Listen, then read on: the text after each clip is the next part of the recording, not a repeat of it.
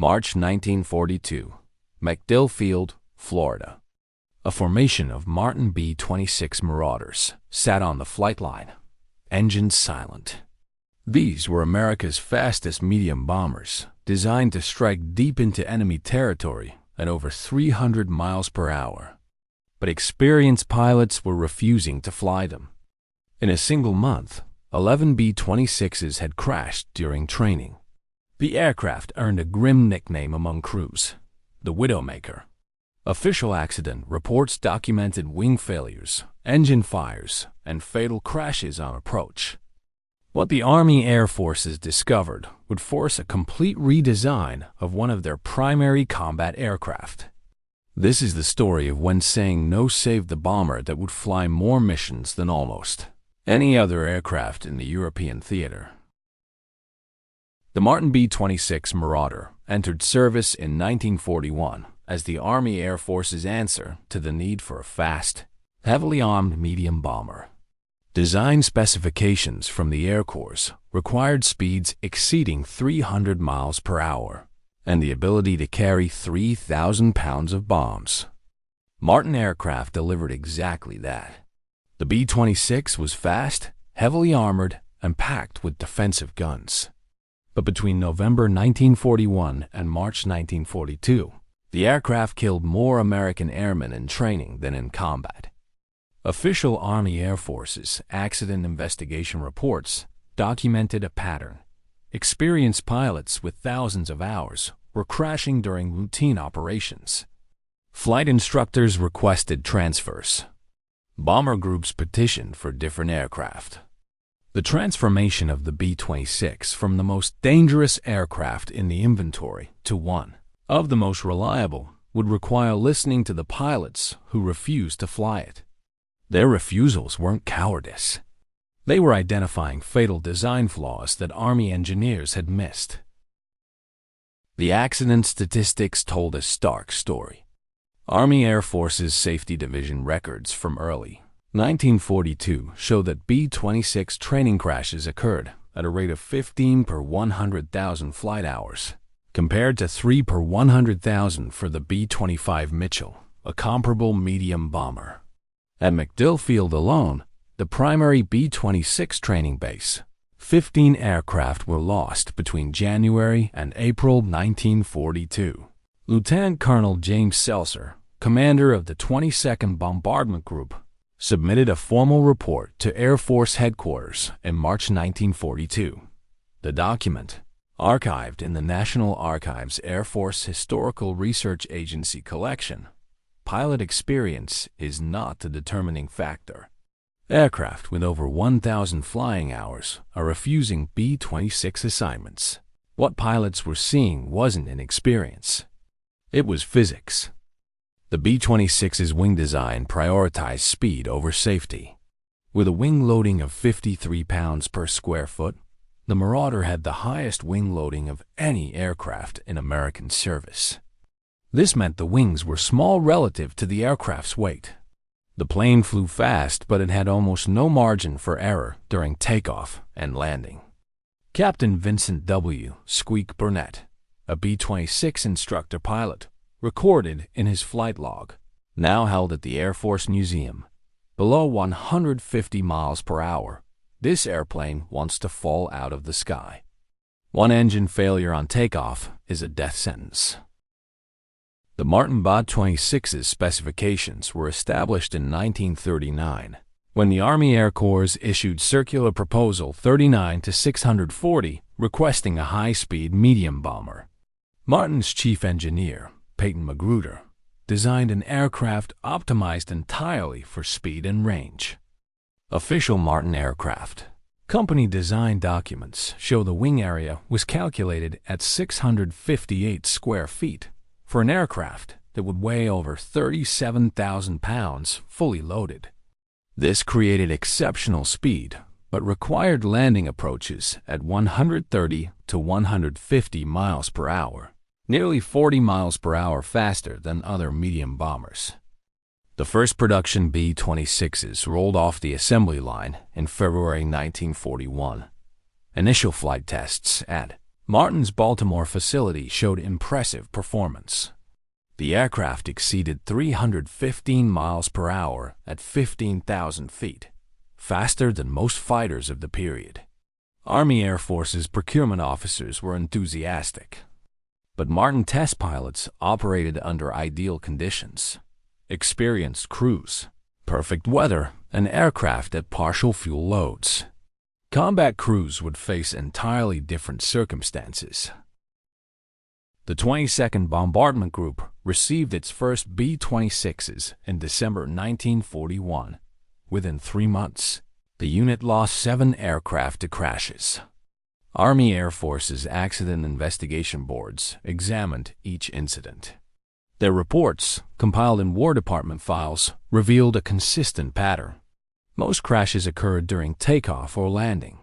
In nearly every case, pilots lost control when airspeed dropped below 135 miles per hour.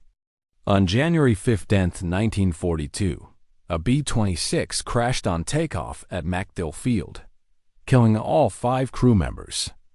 The accident board report noted, aircraft entered a stall at approximately 120 miles per hour during initial climb.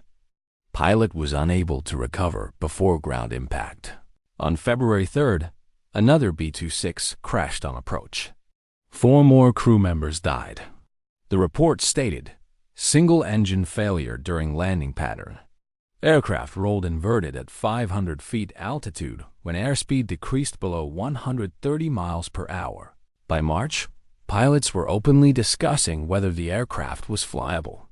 Flight instructor Lieutenant Robert K. Morgan, who would later become famous as the pilot of the B-17, Memphis Belle, wrote in a letter archived at the National Museum of the Air Force, "We're losing people every week to an aircraft that kills you if you make the slightest mistake." As casualties mounted, experienced pilots began formally refusing B-26 assignments. This wasn't a mutiny. It was a coordinated effort to force Army Air Force's leadership to acknowledge the problem. In March 1942, Lieutenant Colonel Mark Bradley, a senior flight instructor with 3,500 flight hours, submitted a memorandum to the training command. The document, declassified in 1975, stated, "The B-26 in its current configuration is unsafe for training operations. The margin between flying speed and stall speed provides insufficient room for pilot error. Student pilots cannot safely transition to this aircraft." Bradley wasn't alone. More than 30 instructor pilots at MacDill Field signed a petition requesting either aircraft modifications or reassignment to other bomber types. The petition, preserved in Air Force historical records, noted, "We have lost 17 pilots and crew members in 4 months. The aircraft requires perfect technique at all times." Training environments cannot guarantee perfect technique. The Army Air Forces faced a crisis. The B-26 was already in full production. Martin Aircraft had contracts for more than 1,000 aircraft. Bomber groups deploying to England and North Africa were scheduled to receive B-26s as their primary equipment. But the statistics couldn't be ignored. By April 1942, B-26 training accidents had killed 82 airmen. No other aircraft type in the inventory approached this casualty rate.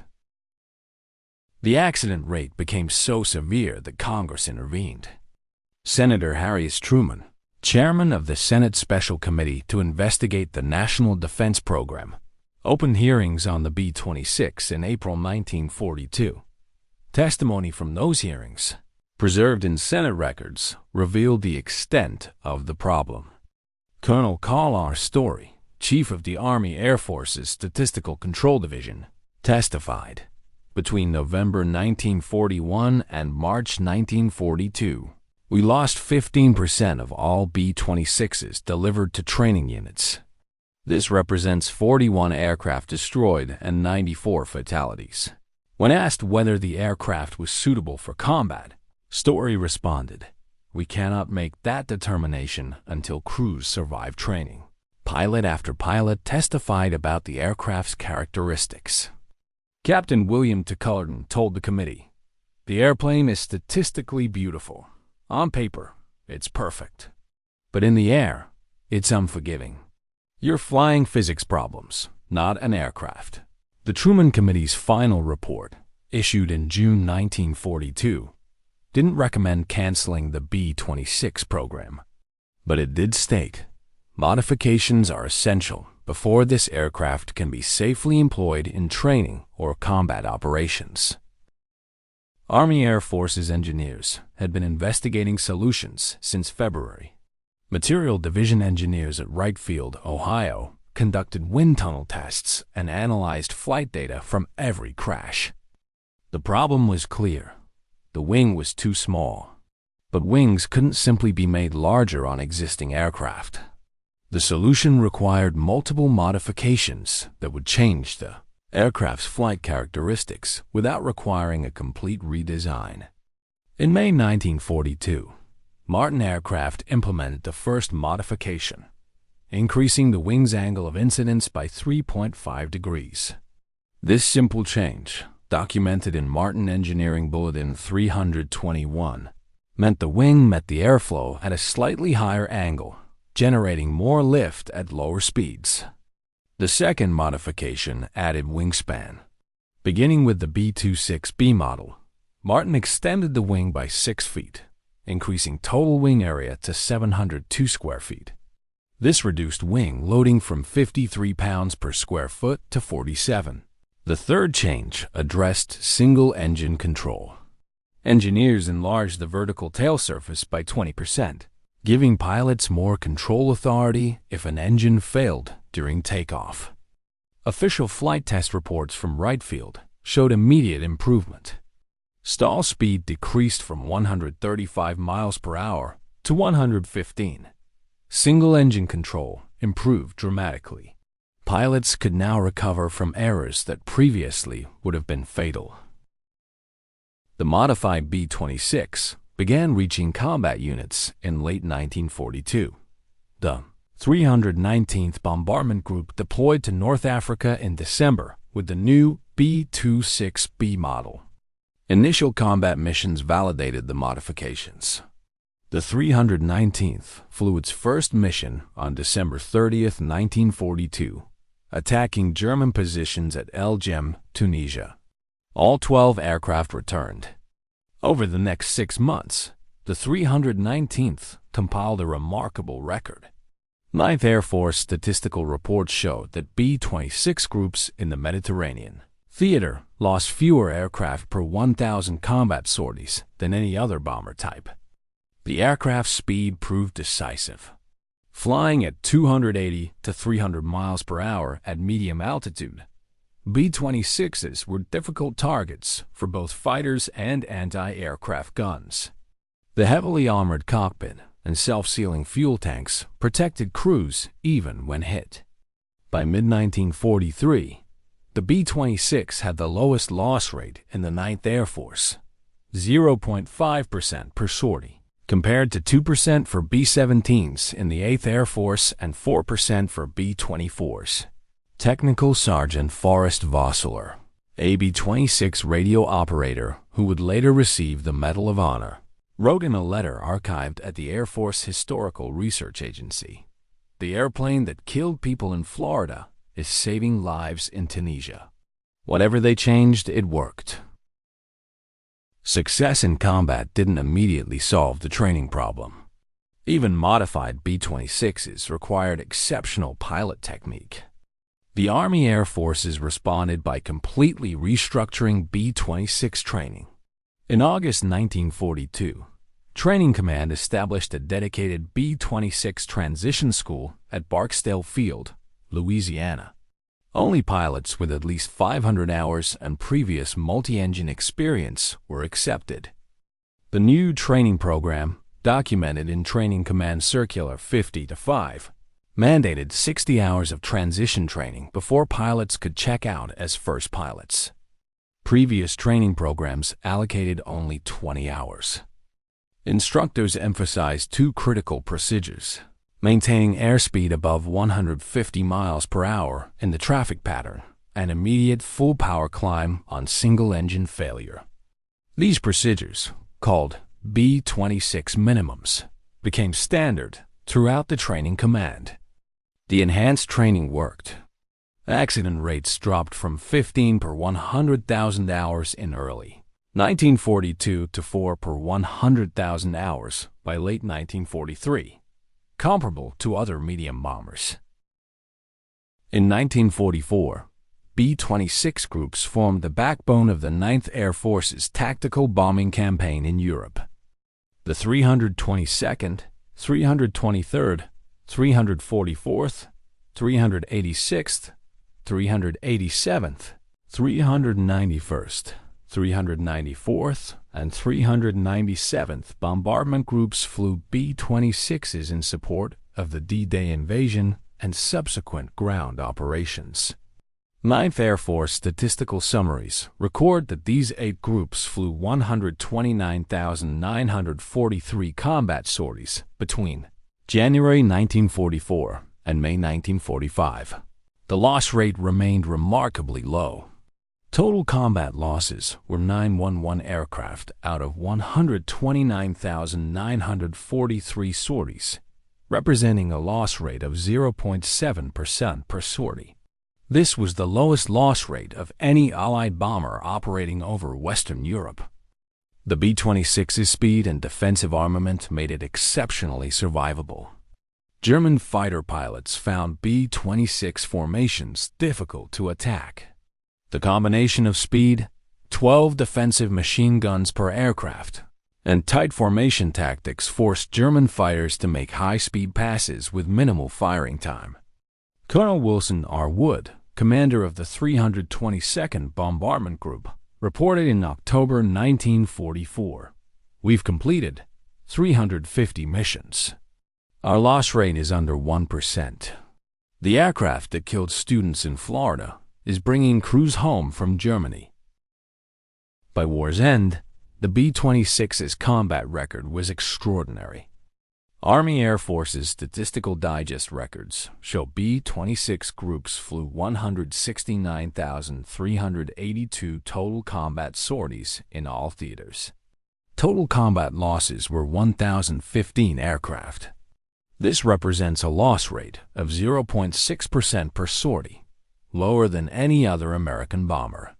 For comparison, B-17s lost 4,688 aircraft out of 291,508 sorties, a loss rate of 1.6%. B-24s lost 3,626 aircraft out of 226,775 sorties, a loss rate of 1.6%. The B-26 also had the lowest abort rate due to mechanical failure, 1.2%, compared to 2.8% for B-17s and 3.1% for B-24s. Once the initial design flaws were corrected, the Marauder proved to be exceptionally reliable. Crews trusted the aircraft. Post-war surveys conducted by Air Force historians found that 87% of B-26 crew members rated the aircraft as excellent for combat operations. The pilots who refused to fly early B-26 models saved the aircraft program. Their formal complaints forced engineering changes that transformed a dangerous aircraft into one of the war's most effective bombers. Lieutenant Colonel Mark Bradley, who led the instructor-pilot petition in March 1942, flew B-26s in combat with the 319th Bombardment Group. He completed 65 combat missions and returned to the United States in 1944. In a post-war interview archived at the Air Force Historical Research Agency, Bradley stated, "We weren't trying to kill the program. We were trying to save lives. The modifications proved we were right." The B-26 became the airplane it should have been from the start. Captain Vincent Burnett, the instructor who documented stall characteristics in his flight log, also flew combat missions. He commanded the 437th Bombardment Squadron in the 319th Group and completed 50 missions over Tunisia, Sicily, and Italy. In his memoir, archived at the National Museum of the Air Force. Burnett wrote, "The Combat B-26 was a different airplane. Bigger wing, better control, proper training. It did exactly what Martin promised. But it took pilots dying in Florida to force those changes." Final production figures show the extent of the B-26's transformation. Martin Aircraft produced 5,288 B-26 Marauders between 1941 and 1945. Of these, 1,585 were early models with the original wing configuration. The remaining 3,703 aircraft incorporated the engineering modifications forced by the 1942 training crisis. Training accident rates tell the story of improvement. In early 1942, B-26 training accidents killed 82 airmen in 4 months. In 1944, after modifications and enhanced training programs were implemented, the B-26 training accident rate was 3.8 per 100,000 hours, safer than the B-17 at 4.2 per 100,000 hours. The aircraft that pilots refused to fly became the aircraft they trusted most in combat. The B-26 Marauder story demonstrates that questioning authority can save lives. When experienced pilots refused to fly the early B-26, they weren't displaying cowardice. They were identifying fatal design flaws that would have killed thousands more airmen if left uncorrected. Their refusals forced Army Air Forces leadership to confront evidence they had initially dismissed. The engineering modifications that followed, increasing wing area by 7% and improving control surfaces, transformed the aircraft. The B-26 went from the most dangerous aircraft in the inventory to the safest bomber over Europe. Official Army Air Forces records document this transformation in stark numbers. From a loss rate of 15 aircraft per 100,000 training hours in early 1942 to 3.8 per 100,000 hours in 1944. From 82 training deaths in 4 months to the lowest combat loss rate of any Allied bomber. The B-26 flew more than 169,000 combat sorties. It delivered more than 250,000 tons of bombs on enemy targets. It brought home more crews per mission flown than any other American bomber. None of this would have been possible without the pilots who said no in March 1942. The National Museum of the United States Air Force preserves a B-26B Marauder, tail number 401459, named Flakbait. This aircraft flew 207 combat missions, more than any other American bomber to survive the war. It never suffered a single fatality among its crews. The airplane that pilots refused to fly became the airplane that brought them home.